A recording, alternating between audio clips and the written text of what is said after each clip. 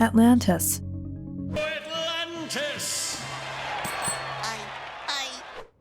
The Lost Island subcontinent, an advanced utopian society holding wisdom that could bring world peace, has captivated dreamers, occultists, and New Agers for generations.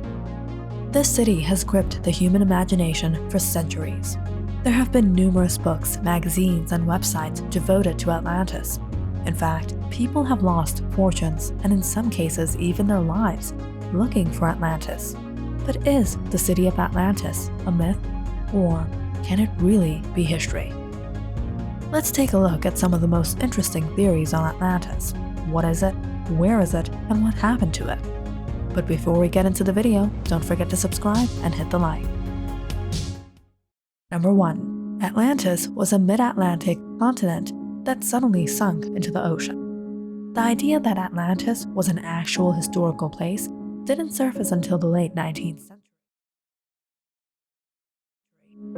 In his 1982 book, Atlantis, the Antediluvian World, the writer Ignatius Donnelly argued the accomplishments of the ancient world, such as metallurgy, language, and agriculture, must have been handed down to an earlier advanced civilization, as the ancients weren't educated enough or possessed the capacity to develop these advances on their own. Assuming the Atlantic Ocean was only a few hundred feet deep, Donnelly described a continent flooded by shifting ocean waters that sank in the location Plato said it did, in the Atlantic Ocean, just outside the Pillars of Hercules, the two rocks that mark the entrance of the Strait of Gibraltar.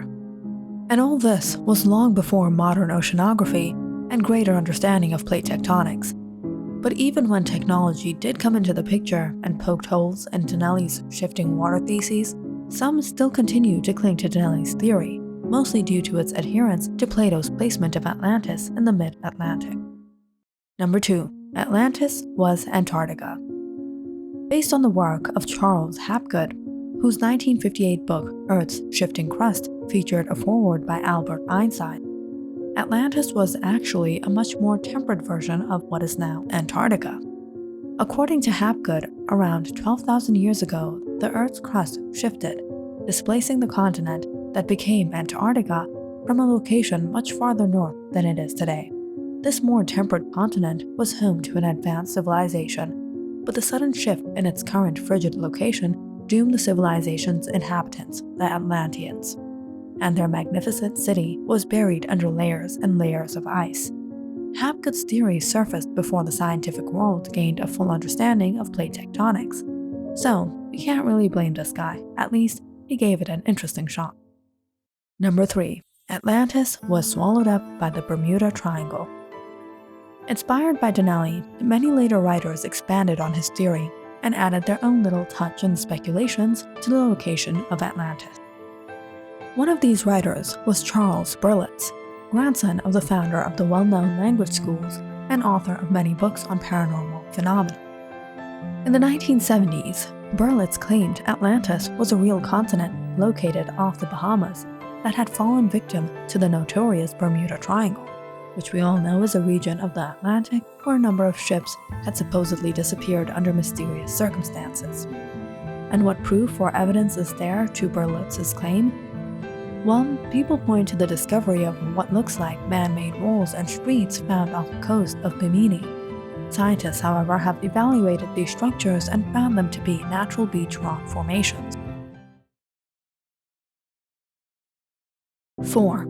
Atlantis is the story of the Minoan civilization, which flourished in the Greek islands circa 2500 to 1600 BC.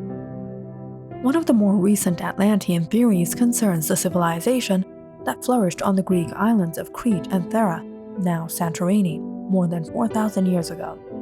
The Minoans were named for their legendary king Minos, and, of course, we know the legend of Minotaur.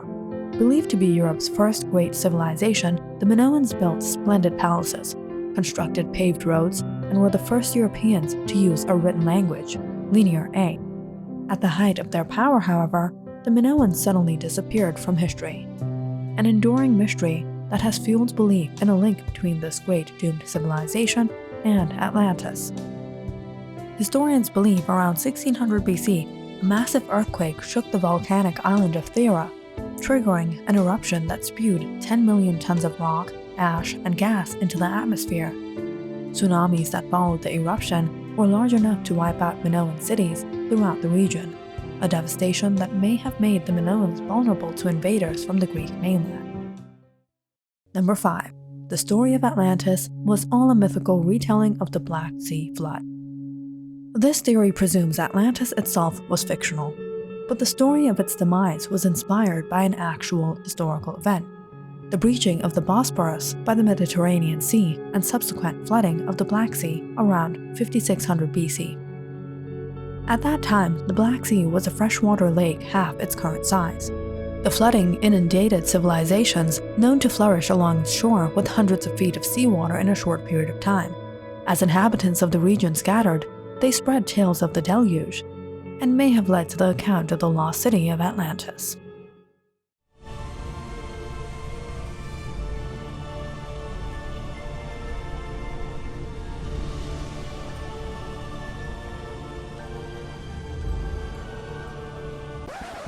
Number 6.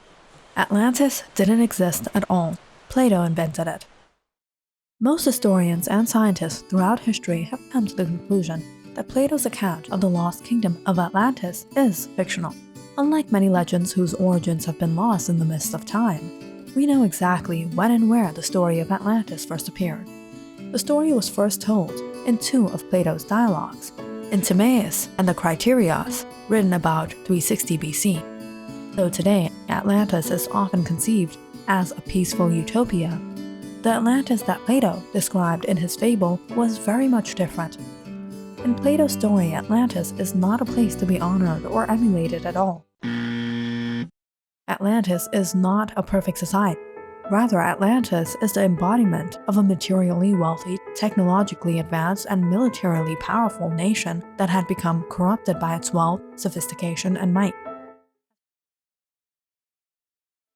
As propaganda in Plato's morality tale, the Atlantis legend is more about the city's heroic rival Athens than a sunken civilization. If Atlantis really existed today and was found intact and inhabited, its residents would probably try to kill and enslave us all. It's clear that Plato made up Atlantis as a plot device for his stories, because there was no other records of it anywhere else in the world. There are many extant Greek texts. Surely someone else would have also mentioned it, such a remarkable place, at least in passing. There's nothing here! There is simply no evidence from any source that the legends about Atlantis existed before, during, or after Plato wrote about it. Despite its clear origin is fiction, many people over the centuries have claimed that there must be some truth behind the myths about where Atlantis would be found. Countless Atlantis experts have located the lost continent all around the world based on the same set of facts. Candidates, each accompanied by its own peculiar sets of evidence and arguments, include the Atlantic Ocean, Antarctica, Bolivia, Turkey, Germany, Malta, and the Caribbean. Plato, however, is crystal clear about where Atlantis is. For the ocean, there was, at that time, navigable, for in front of the mouth, which you Greeks call, as you say, the Pillars of Heracles, they lay an island which was larger than Libya and Asia together. In other words, it lies in the Atlantic Ocean beyond the Pillars of Hercules. Yet, it has never been found in the Atlantic or anywhere else. The only way to make a mystery out of Atlantis, or to assume that it was once real, is to ignore its obvious origins as a moral fable and change the details of Plato's stories, claiming that he took license with the truth either out of error or intent to deceive. The most obvious sign that Atlantis is a myth is that no trace has ever been found. For nearly 2 millennia, readers could be forgiven for suspecting the vast depths of the Atlantic Ocean might somehow hide a sunken city or continent. But the most obvious sign now that Atlantis is a myth is that no trace has ever been found, despite advances in oceanography and ocean floor mapping in past decades. While on one hand, it is inconceivable that the world's oceanographers, submariners, and deep-sea probes have somehow missed a landmass larger than Libya and Asia together, we can also say the bottom of the world's ocean remains much of a mystery still today. Thus, the Atlantis legend has been kept alive, fueled by the public imagination and fascination with the idea of a hidden, long-lost utopia. But I guess we can all say, the lost city of Atlantis was never lost. It is where it always was, in Plato's books. If you liked our video, don't forget to subscribe and follow our channel for more videos like this one.